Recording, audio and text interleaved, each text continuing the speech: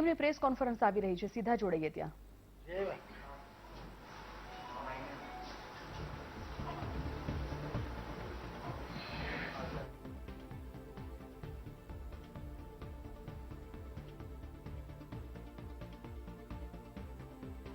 ગઈકાલ રાત્રે 9 વાગે જ્યારે ઉનાળા તટે આપણું સાયક્લોન જ્યારે કાટ્યા ત્યાર પછી રાત્રે 1:30 વાગે એ લેન્ડ ઉપર સંપૂર્ણ રીતે આવી ગયા હતા અને ત્યાર પછી જે વિસ્તાર પ્રભાવિત થયા વધારે એ અમરેલી જિલ્લા, પછી ગીર સોમનાથ, જૂનાગઢ, પોરબંદર, રાજકોટ, ભાવનગર અને બોટાદ અને એ બધા વિસ્તારમાં ખૂબ ઝડપથી અને ખૂબ તીવ્રતાવાળી પવન ફૂંકાઈ હતી। 100, 125, 150 અને અત્યારે પણ અમુક વિસ્તારમાં 100 કિલોમીટર પ્રતિ ઘંટાની રફતારથી વધારે અત્યારે પવન ફૂંકાઈ રહ્યા છે। અમદાવાદ જિલ્લાના પણ ધોલકા અને ધંધુકા તાલુકામાં 60 થી 65 કિલોમીટર વચ્ચેની અત્યારે ત્યાં પવન ફૂંકાઈ રહ્યા છે। અમદાવાદથી 210 કિલોમીટર સાઉથ વેસ્ટમાં 8:30 વાગે એ ત્યાં હતા, હવે ઉપર આવી રહ્યા છે પણ બહુ ધીમી ગતિથી આવી રહ્યા છે અને એમની ગતિ 105 થી 115 કિલોમીટર અને ગસ્ટિંગ 125 કિલોમીટર પ્રતિ આવર્થી છે અને સાંજ સુધી આ પ્રક્રિયા ચાલુ રહેશે। એટલે અત્યારે જે પરિસ્થિતિ છે અને જે પ્રકારે એની મૂવમેન્ટ છે એ જોઈને રાત સુધી ખૂબ તકેદારી રાખવાની જરૂરિયાત રહે છે।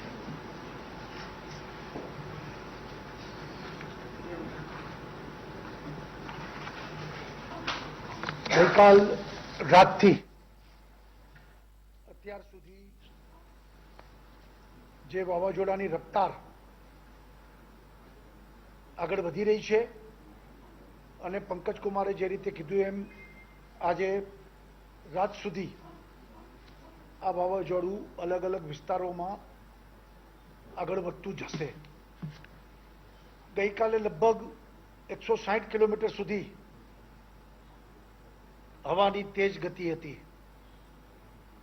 અત્યારે લગભગ 100, 105, 110 સુધી ચાલી રહ્યું છે, એટલે એટલું થોડું નબળું પણ પડ્યું છે। પરંતુ આટલા બધા કલાક આ હવા વાવાઝોડું ચાલે એટલે સ્વાભાવિક છે કે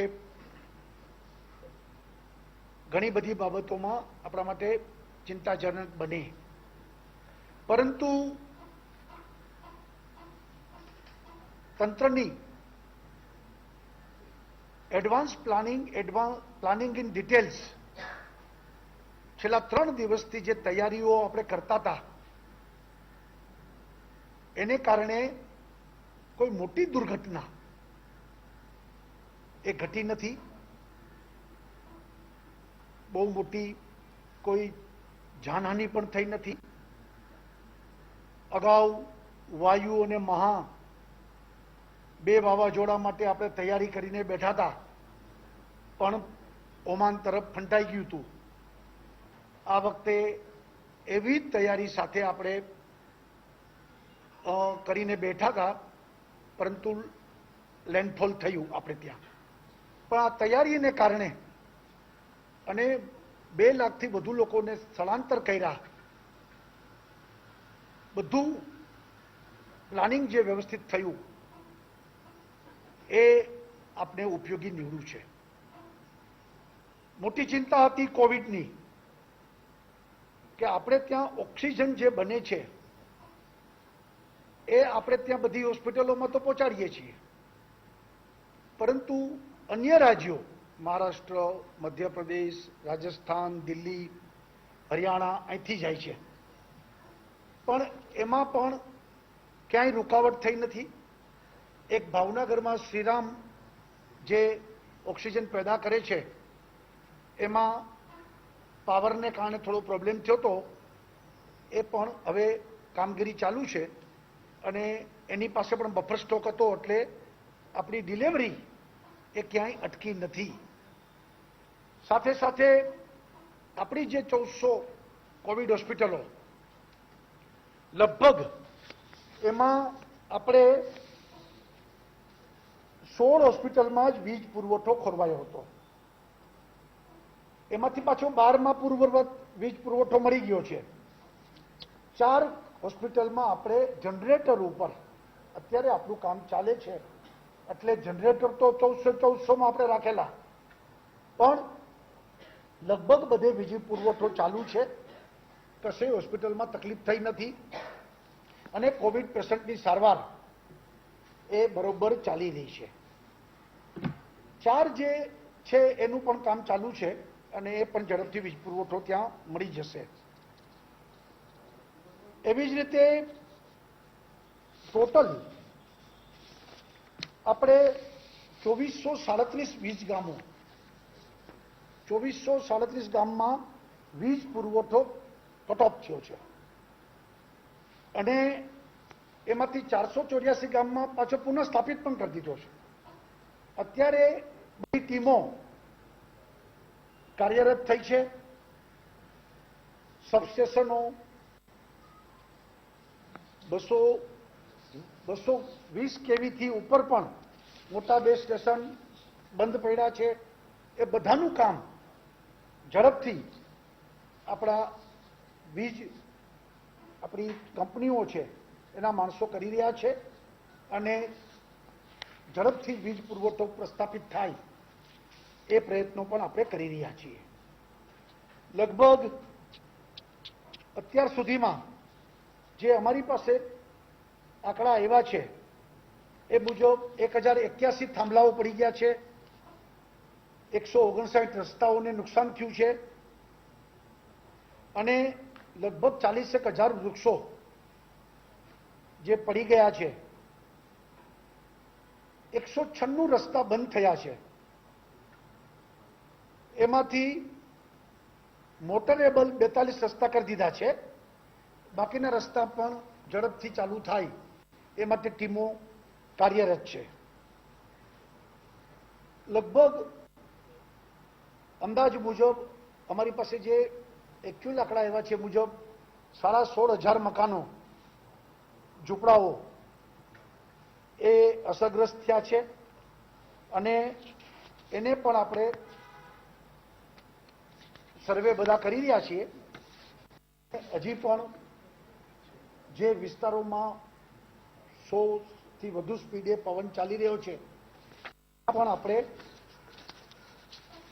ભવિષ્યમાં કેટલું નુકસાન થાય છે, શું થાય છે એના આધાર ઉપર સર્વે કરીને આગળ રિસ્ટોર કરવાના પ્રયત્ન કરીશું.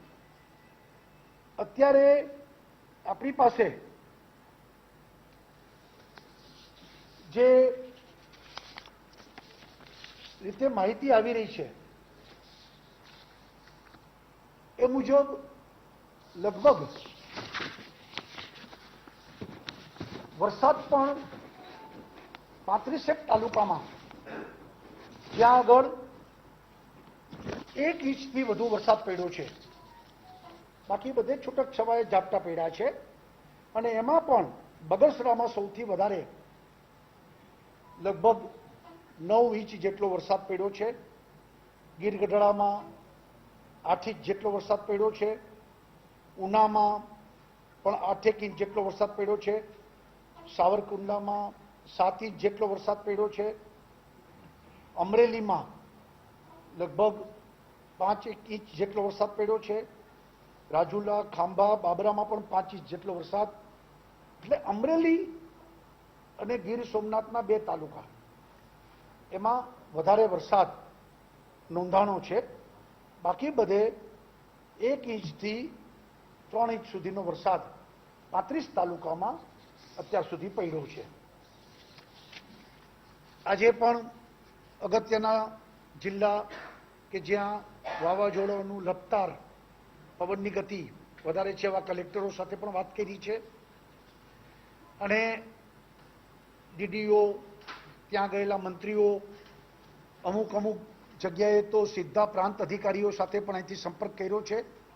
બધા લોકો, આખું તંત્ર હજી સ્ટેન્ડ ટુ છે.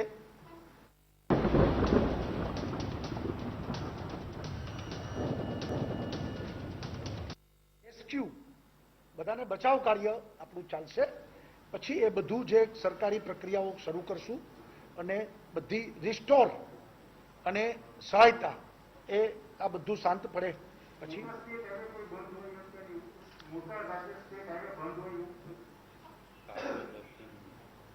કાગ વગર વદરથી ઉના રસ્તો એક બંધ છે. બાકી બધા રસ્તાઓ મોટા એ અત્યારે ચાલુ છે.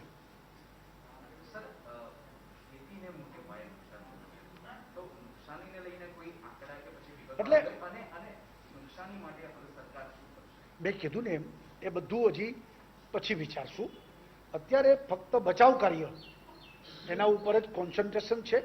હજી વાવાઝોડું પસાર થયું નથી એટલે હજી ક્યાં ક્યાં કેટલું નુકસાન થશે એ બધું પછી આપણે નુકસાનીના આધાર ઉપર રિસ્ટોર, એના આધાર ઉપર વળતર, એ બધું પછી વિચાર કરશું. જે પ્રકારે વાવાઝોડું અત્યારે નીકળી રહ્યું છે એ હવામાન વિભાગની કેવી આગાહી છે, કયા કેટલા કિલોમીટરની સ્પીડે પસાર થશે? મેં જે રીતે અગાઉ કીધું,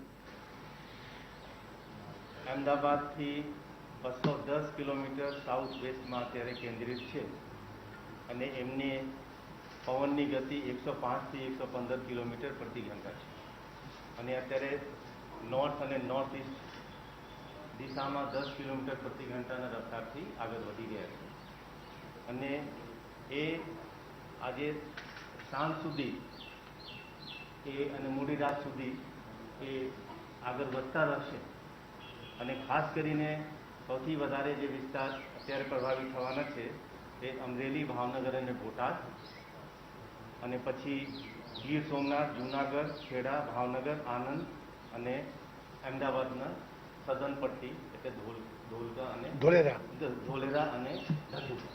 આગળ વધી રહ્યું છે એ વાત એવી શંકા છે કે આ જિલ્લામાં ગુજરાતમાં કોઈ બીજા કોસ્ટલ એરિયામાં જશે કે કઈ ઇફેક્ટ થશે એવું કે આવવાની? જે જિલ્લાઓની મેં વાત કરી એ જિલ્લાઓ ઉપરાંત થોડું આ અસર પવનની ગતિ થોડું પશ્ચિમ બાજુમાં જશે. જામનગર, પોરબંદર, રાજકોટ, મોરબી પણ એ બહુ ઓછા અને આ બાજુ ખેડાની વાત થઈ, ભરૂચ, આણંદ, એટલે એ પ્રકાર થોડું આ બાજુ અને થોડું અસર પશ્ચિમ બાજુમાં થશે. કેટલા ગામો સંપર્ક વિહોણા બન્યા છે? જેમ કે અમરેલીમાં એક ઘટના બની હતી, 18 જેટલા જાનૈયાઓ બસમાં ફસાઈ ગયા છે. સંપર્ક કરવાનો પ્રયત્ન ચાલી રહ્યો છે. નહીં, ત્યાં એનડીઆરએફની ટીમ પહોંચી ગઈ છે અને બચાવ એ બધા સેફ છે, સલામત છે અને કરીએ છીએ. લગભગ કોઈ સંપર્ક વિહોણું એટલે શું કે આવવા જવાના રસ્તા બંધ થઈ જાય, કોમ્યુનિકેશન બંધ થઈ જાય, એવું હજી સુધી કોઈ સંપર્ક વિહોણું છે નહીં.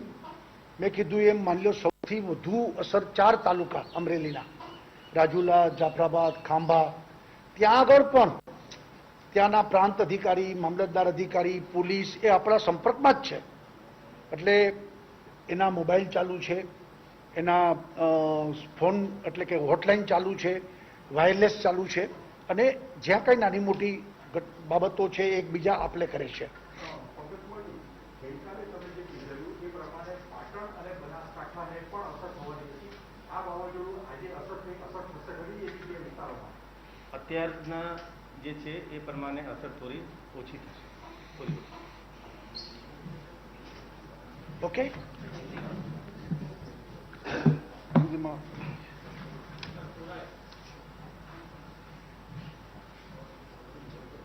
टोटे